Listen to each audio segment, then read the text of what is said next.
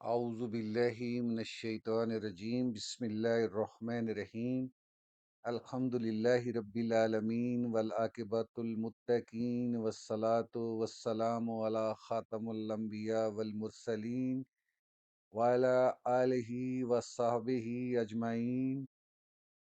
محترم سامعین، السلام علیکم ورحمۃ اللہ وبرکاتہ۔ رمضان المبارک کی اس علمی اور روحانی سیریز کے چوتھے باب میں ہم اساسی اہمیت کے حامل موضوع پر گفتگو کریں گے، جو دین کی اساس اور قبولیت اعمال کی پہلی شرط ہے، یعنی اصلاح نیت اور حقیقت اخلاص۔ سامعین محترم، علم لغت میں نیت کے معنی قصد اور ارادہ کے ہیں، جبکہ اصطلاح شرع میں اس سے مراد دل کا اللہ کی رضا کے لیے کسی عمل کی طرف متوجہ ہونا ہے۔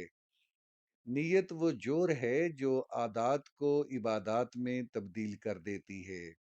امام شافعی اور امام احمد بن حنبل جیسے جلیل القدر محدثین کے نزدیک اسلام کا ایک تہائی علم صرف ایک حدیث میں پوشیدہ ہے، اور وہ ہے انما الاعمال بالنیات، یعنی اعمال کا مدار صرف نیتوں پر ہے۔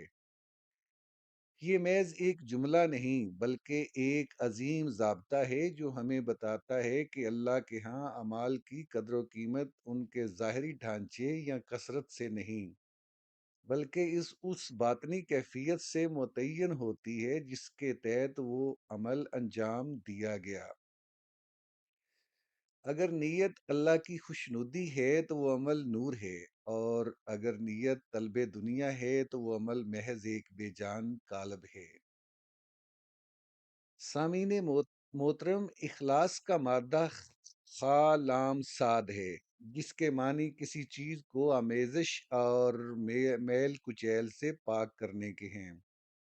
علمی اعتبار سے اخلاص کا مطلب یہ ہے کہ بندہ اپنی بندگی کو مخلوق کی نظر، تعریف کی تمنا اور صلے کی امید سے مکمل طور پر منزہ کر لے۔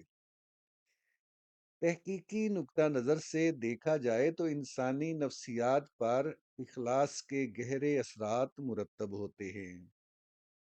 جو شخص مخلص ہوتا ہے وہ لوگوں کی واہ واہ یا تنقید سے بے نیاز ہو کر اپنے مقصد پر مرکوز رہتا ہے۔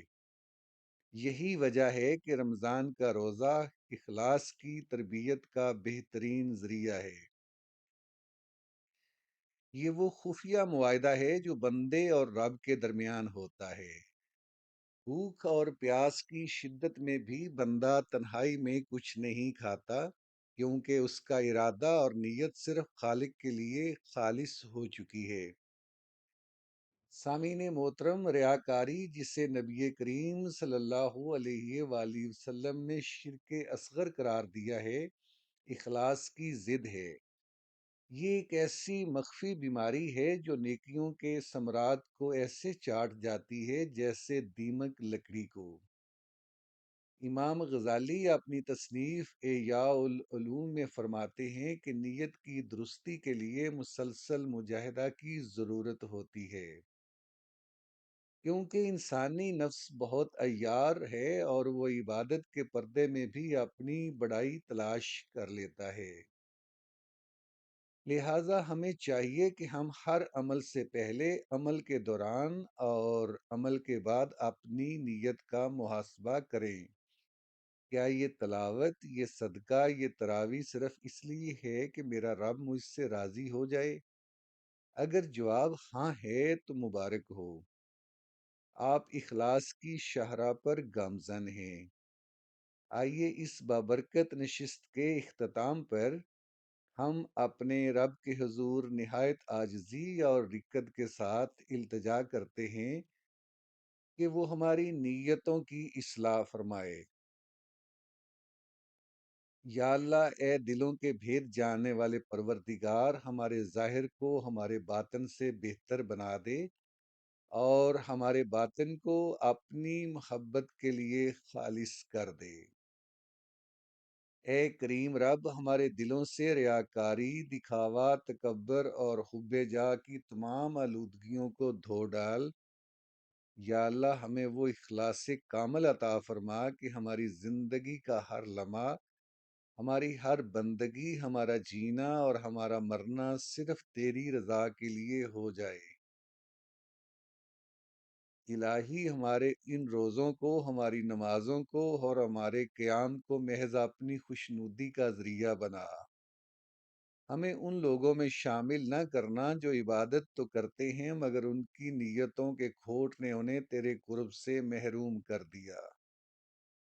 اے اللہ، ہمیں نفس کے شر اور شیطان کے وسوسوں سے اپنی پناہ میں رکھ، جو ہماری نیکیوں میں دنیا داری کا زہر گھولنے کی طاق میں رہتا ہے۔